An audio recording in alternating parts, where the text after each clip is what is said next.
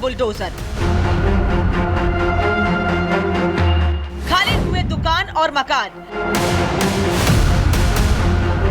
प्रशासन का एक्शन, किसे टेंशन। 13 अक्टूबर की रात दंगाइयों ने बहराइच की शांति में जो आग लगाई, अब उस पर बुलडोजर कार्रवाई की बारी है। रामगोपाल मिश्रा के साथ हैवानियत की हदें पार करने वाले जिहादी कट्टरपंथियों को वार्निंग और पीड़ित परिवारों को कार्रवाई का आश्वासन जब प्रदेश के मुखिया सीएम योगी ने दिया था तो यूं ही नहीं दिया था, बल्कि इस आश्वासन की सच्चाई शनिवार को धरातल पर दिखाई भी देने लगी। बाबा के पुलिस और नगर निगम अधिकारियों ने एक्शन में आने में देरी नहीं की। कार्रवाई का नोटिस लगा तो सियासी बवाल और सवाल भले ही शुरू हो गए, लेकिन लोगों ने खुद ही कार्रवाई शुरू कर दी। कोई अलमारी ले जाते दिखाई दिया तो कोई दुकान का साजो सामान ले जा रहा था। सभी जानते थे कि योगी ने कहा है तो वो होकर ही रहेगा। ये जानते हैं कि नोटिस की मियाद पूरी हो गई है। बाबा का बुलडोजर बहराइच में किसी भी वक्त गरजने वाला है। बहराइच के महाराजगंज में 23 घरों को नोटिस दिए जाने के बीच अब कैसे यहां पर लोग जो हैं वो अपने घरों को खाली कर रहे हैं, कैसे अतिक्रमण जिन इलाकों में हैं उन इलाकों से कैसे टीन शेड हटाए जा रहे हैं, वो आप इन तस्वीरों के जरिए देख सकते हैं। दरअसल महाराजगंज के बाजार में 23 ऐसे घरों को चिन्हित किया गया है जिन घरों के बाहर आप देख सकते हैं नोटिस जो है वो चस्पा किया गया है और इस नोटिस में 3 दिन का वक्त दिया गया है कि 3 दिन के अंदर आप अपना जो है वो अवैध अतिक्रमण हटा लें, नहीं तो प्रशासन के द्वारा इस अतिक्रमण पर ध्वस्तीकरण की जो है वो कार्रवाई होगी। सर्विस सेंटर का दुकान है, यहाँ पे नोटिस मिला कि 60 फीट करीब सड़क कटने का मतलब अंदर आने का संभावना है, इसलिए हम लोग दुकान खाली कर रहे हैं। 60 फीट कहाँ तक आ रहा है, आपने नाप के देखा? जी बहुत आगे तक आ रहा है, पूरा ये जा रहा है। अच्छा, ये पूरा जा रहा है। पूरा जा रहा है। बहराइच मामले में प्रशासन अपना काम कर रहा है, लेकिन बुलडोजर कार्रवाई की तैयारी पर सियासी बवाल मचा हुआ है। बुलडोजर को कटघरे में खड़ा कर रहे हैं, अलग अलग हथकंडे अपनाए जा रहे हैं, मुस्लिमों और मस्जिदों तक को हथियार बनाया जा रहा है। जो खबरें हमारे पास आ रही हैं कि वो सड़क चौड़ी करने के लिए 1 महीने पहले भी चिन्हित करे गए थे और लाल निशान लगाए गए थे। अब अगर सिलेक्टिव निशान लगाए गए हैं एक ही मजहब के मानने वालों के या मुसलमानों के, वो तोड़े जा रहे हैं, तो ये हमारे सुप्रीम कोर्ट की भी अवहेलना हो रही है और बदले की भावना से काम हो रहा है। बुलडोजर चलाने का, ध्वस्त करने का ऐसा कोई प्रावधान नहीं है और जोगी बाबा पता नहीं क्यों कर रहे हैं, उनकी अपनी अलग व्यवस्था है, अलग इस प्रदेश में कानून चलाना चाहते हैं और ये बातें तो कानून के राज में संभव नहीं है। आप अपराधियों वाला प्रोसीजर अपना रहे हैं या कानून के रक्षक वाला? तो दुर्भाग्यपूर्ण तरीके से भारतीय जनता पार्टी की सरकार में पुलिस जो अपराध को कम करने के लिए अपराधियों वाला प्रोसीजर अपना रही है, ऐसा हमारा आरोप है। अभी बहराइच का मामला शांत भी नहीं हुआ कि दूसरी तरफ मुजफ्फरनगर के बुढ़ाना कस्बे में फेसबुक पर इस्लाम के खिलाफ आपत्तिजनक टिप्पणी से माहौल तनावपूर्ण हो गया। मुस्लिम समुदाय हजारों की संख्या में सड़कों पर उतर आया और भारी हंगामा शुरू हो गया। प्रदर्शनकारियों ने पुलिस के साथ धक्का मुक्की भी की, जिससे स्थिति बेकाबू हो गई। जब भीड़ यहाँ से डिस्पर्स हो रही थी तो कुछ लोगों ने जो अभियुक्त था पहले मुकदमे में, उसकी दुकान पर पत्थर फेंके। मेरे द्वारा खुद मौका मुआयना किया गया, उसमें भी मुकदमा पंजीकृत कर लिया गया है। जिन्होंने भी कानून का उल्लंघन किया उनको चिन्हित करके उनके विरुद्ध कठोरतम कार्रवाई की। ऐसी नफरती साजिश उत्तर प्रदेश में कोई नई बात नहीं है। नई बात तो ये है कि अब इन बयानों पर सरकार तुरंत और तबियत से कार्रवाई करती है, क्योंकि बाबा का आश्वासन, वार्निंग और आदेश है। अपराध किया है तो अंजाम भुगतना होगा।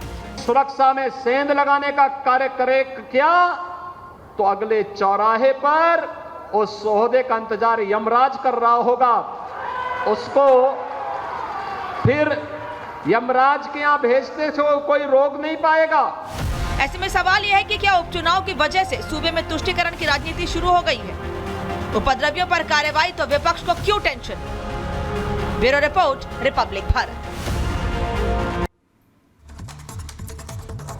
तो मुख्यमंत्री साफ कह रहे हैं कि अपराध किया है तो अंजाम भुगतने को तैयार रहना होगा अपराधियों को। लेकिन लोग सवाल खड़े कर रहे हैं, बात तो उस पर हम करेंगे, लेकिन अब आपको दिखाते हैं कि बहराइच में जिस तरह से हंगामा हुआ उसके बाद घरों को चिन्हित किया गया है, वहां पर बुलडोजर एक्शन की तैयारी है। वहां पर जमीनी स्थिति क्या है, वहां के लोग क्या कह रहे हैं? जिन घरों को चिन्हित किया गया है वो घर जिनको धर्म में बांटने की कोशिश की जा रही है, वो घर वाकई में है किन किन लोगों के? रिपोर्ट देखिए वैभव की। इस वक्त हम बहराइच के महाराजगंज बाजार में अब्दुल हमीद के उस घर के ठीक बाहर मौजूद हैं, जिस घर के बाहर लोक निर्माण विभाग की तरफ से पोस्टर जो है वो चस्पा किया गया है और अतिक्रमण की इस कार्यवाही को लेकर 3 दिन का समय जो है वो दिया गया है। सबसे अहम यह है क्योंकि 23 घरों को लोक निर्माण विभाग की तरफ से नोटिस जो है वो चस्पा किया गया है, जिनमें से 20 घर जो है वो मुस्लिम समुदाय से ताल्लुक रखते हैं, जबकि इस अब्दुल हमीद के घर के ठीक 3 बगल जो घर ये लगे हुए हैं ये तीनों हिंदू समुदाय से ताल्लुक रखते हैं। आप देख सकते हैं अब्दुल हमीद के घर के बाहर भी जो है वो नोटिस चस्पा है, साथ ही एक ये नोटिस पप्पू सनाफ राम प्रसाद के घर के बाहर भी चस्पा है और इसकी भी डेट जो है वो 17/10/2024 यानी कि सेम तारीख को ही ये नोटिस जो है वो जारी किया गया है पप्पू सनाफ राम प्रसाद के नाम का। दूसरा अगर हम नोटिस की बात करें तो थोड़ा सा हम आगे बढ़ेंगे, एक और घर के बाहर जो है वो यहाँ पर नोटिस चस्पा है और ये नोटिस है ननकऊ पुत्र राम प्रसाद के नाम पर, जो महाराजगंज महासी के रहने वाले हैं और ये उनका घर है जिस घर पर भी कल बुलडोजर एक्शन देखने को मिल सकता है। ये 3 घर लाइन से अब्दुल हमीद के ठीक बगल में मौजूद हैं, जिन घरों पर भी शासन प्रशासन के द्वारा कल बुलडोजर एक्शन देखने को मिल सकता है। तो बाबू की रिपोर्ट आपने देखी, दिखा रहे हैं कि वहां पर कोई ऐसा घर नहीं है कि ये मुस्लिम का घर है तो इसी को गिराना है या हिंदू का घर है इसको ही गिराना है। गलत काम किया है तो कार्रवाई होगी। जो संदेश दिया जाता रहा है वो दिख भी रहा है बहराइच में। मेहमान मेरे साथ जुड़े, परिचय करा दूं आपका, शिवम त्यागी भारतीय जनता पार्टी के राष्ट्रीय प्रवक्ता इस वक्त मेरे साथ जुड़ रहे हैं, आचार्य राज मिश्रा स्टूडियो से हिंदू धर्मगुरु मेरे साथ जुड़ रहे हैं, फराज किदवई जुड़ रहे हैं लखनऊ से, स्पोक्स पर्सन है समाजवादी पार्टी के, अजय वर्मा कांग्रेस के नेता मेरे साथ जुड़ रहे हैं और मुमताज आलम रिजवी है राजनीतिक विश्लेषक स्टूडियो से साथ जुड़े। सभी लोगों का स्वागत है। पहला सवाल फराज साहब आपसे इसलिए क्योंकि सवाल भी आप लोगों की तरफ से पूछे गए तो मैं भी आपसे ही सवाल करूंगी। एक तरफ आप कहते हैं लॉ एंड ऑर्डर अच्छा होना चाहिए, फिर आप लोग जब लॉ एंड ऑर्डर को मेंटेन रखने के लिए एक्शन होता है तो एनकाउंटर को जाति से जोड़ देते हैं, बुलडोजर को धर्म से जोड़ देते हैं। चंद वोटों के लिए क्यों ऐसी राजनीति? अनामिका जी एक काम करिए, आप एक तरफ फोटो लगाइए माननीय मुख्यमंत्री जी की और दूसरी तरफ उत्तर प्रदेश की लॉ एंड ऑर्डर की सिचुएशन बताइए, जैसा पहले 2017 से पहले हुआ करता था। और उसके लिए एक तरफ लिखिए नीचे निकम्मी सरकार और दूसरी तरफ लिखिए नाकाम पुलिस। क्योंकि उत्तर प्रदेश की लॉ एंड ऑर्डर में जो व्यवस्था चल रही है वो मुझे बताने की जरूरत ही नहीं है, वो सब आपने अपने खुद ही ओपनिंग रिमार्क्स में बता दिया 5-7 मिनट में। दूसरी बात ये है, आ जाते हैं बुलडोजर पे। बुलडोजर पे हमसे कुछ मत पूछिए, संजय निषाद जी जो भारतीय जनता पार्टी के बहुत बड़े अलाई हैं उनसे पूछिए कि बुलडोजर इनजस्टिस के बारे में उन्होंने क्या कहा था। तीसरी बात यह है अनामिका जी, कल जब रात में सो रहा था तो भगवान राम मेरे सपने में आए। अच्छा। और उन्होंने कहा कि कल शाम को 6 बजे तुम जब कल शाम को जब 6 बजे तुम आर भारत के शो में जाना। ये तो मुझे भी नहीं पता था कि आप आर भारत के शो में होंगे। Very nice. बहुत बड़ा शो है और बहुत बड़ा चैनल है जी, ये मुझे भी नहीं पता था कि आप आर भारत के शो पे होंगे। भगवान जी से